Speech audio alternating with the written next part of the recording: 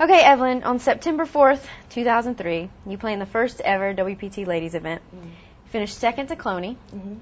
and you instantly become a celebrity overnight.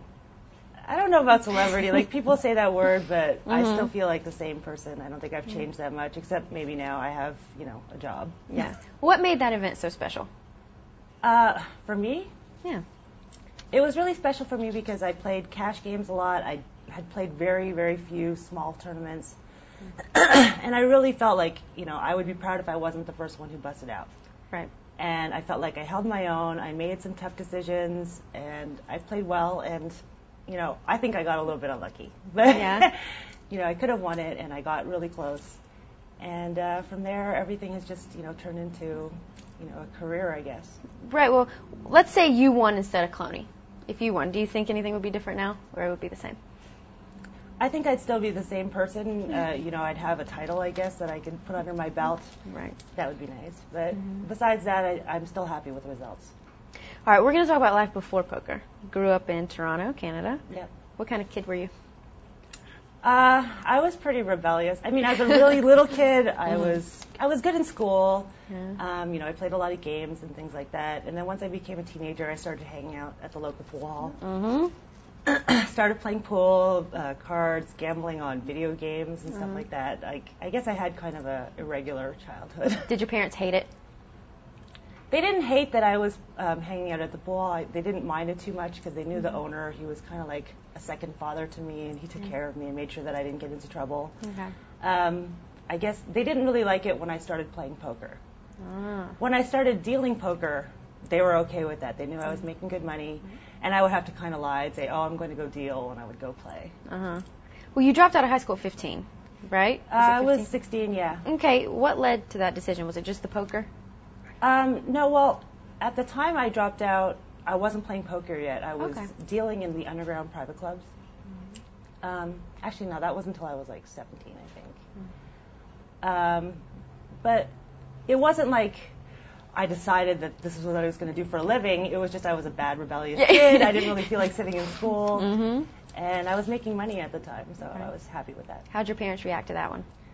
Well, Asian families are really strict with education. I know. So my parents were not thrilled. But I was very strong-willed, and it was kind of like, I'm going to do what I want. If you don't like it, I'll just go. See ya. So my parents, kind of were forced to accept it. Well, now, you're playing pool for money, right? And around this time is when you start hanging out with somebody we all know, Daniel Negreanu. Yeah, I met Daniel because we had kind of rivaling pool halls, same kind of neighborhood. And, people from his pool hall would come to ours and, try to hustle us. Then we would go over there, try to hustle them. And, we were, I was, 16 when we met, and we dated for 1 week. 1 week, then? We dated for a week, and then he dumped me out of the blue, and I was heartbroken. Yeah? Well, he did. We did an interview with Daniel on this show, and he told us a story. I don't know. I know which story you're talking about. The cheeseburger story, is this one? Oh, that story. Okay. Okay, well, he said, we have to tell everyone else, he said that, I didn't know if he was exaggerating or not, but you walked through the snow to get him some McDonald's burger or whatever you got, and you came back with it, and he said, it's cold. Well, not just walking in the snow. I mean, it was really cold Arctic Canada winter. And, the McDonald's was like half an hour walk from his school. Yeah. So I bought the McDonald's, I walked to school. And when you're in junior high, it's a real big thrill to get McDonald's for lunch. Yeah. And I walked there and he's like, oh, this burger is cold. And then he didn't even eat it. He was like the worst boyfriend in the world then. He really was. Yeah. Which is like the opposite of now. Now he's like the best boyfriend, husband that anyone could ask for. He's very devoted. But at the time, yeah. Yeah, he told us another funny story where you ended up kicking him outside in front of a taxi because he bluffed you or something in a game. Okay. See, it's not as cut and dry as that. He bluffed me, but in a situation like we were playing in the same game, he was up 4 racks or something ridiculous, and I was stuck probably the equivalent, 4 racks. Right. Had been playing the entire night. We get in a hand together. It gets raised. He puts in the third re-raise when there's a straight on board or something like that, and I fold.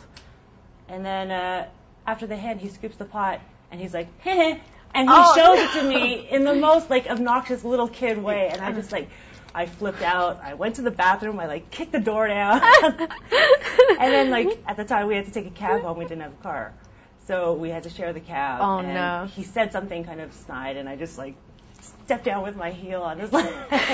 But he really deserved it. No, I think you deserved it too. But you did get him back. He said you ended up breaking his heart right back. So that's really good. Well, yeah, we've had our ups and downs, I guess. We've gone out. We dated like 3 times, I guess, total. Mm-hmm. Right. But we've been through a lot together, and we're really good friends right now. Okay, so now for your 21st birthday, you go to Vegas. Mhm. Right, that's what I read. You go to Vegas, and you met some of the professional poker players. Was that a big impact on your life, meeting these people? Well, when I was 21, I hadn't met all the Doyles and everything Okay. yet. Right. But I had met, I had met professionals, locals who were playing, at the Mirage at the time Right. for a living, and I didn't really realize that you could treat this as a job. To me, it was just, a hobby that I happened to make money in, and I started to realize that I could really take this seriously and make a living doing it. Right. Well, like a lot of players, you said this before, you dealt cards. Mm-hmm. Were you a good dealer? Bad dealer? No, it was an excellent dealer. I really liked dealing, actually. I was good at, controlling the game and making sure that people knew it was their turn without being annoying. Mm-hmm. And, I made good tips at the time. Yeah. And I think it really primed me to be a good poker player because I paid a lot of attention while I was dealing, because I was learning how to deal. Like, I was learning all the rules and everything at the same time. Right. And then when I was dealing, I would try to, put people on hands. Uh-huh. And, I think that was just made me more aware at the poker table. Like, a lot of times people don't even realize when the pot is wrong or people short their chips. Yeah. And I'm always aware of those things. Well, how long did it take you to go from dealer/poker player just to poker player? Well, I was probably dealing for over a year before I even tried to play poker because I was really intimidated by it. Yeah? I love games, but I like to win, so I didn't want to start out a loser. Mm-hmm. So I really dealt for a long time until I really felt comfortable. I played small stakes when I started, and I just started winning the first time I went out to play. Well, we know you've had a lot of success in cash games. Why do you think you're unable to level some of that success over to tournaments?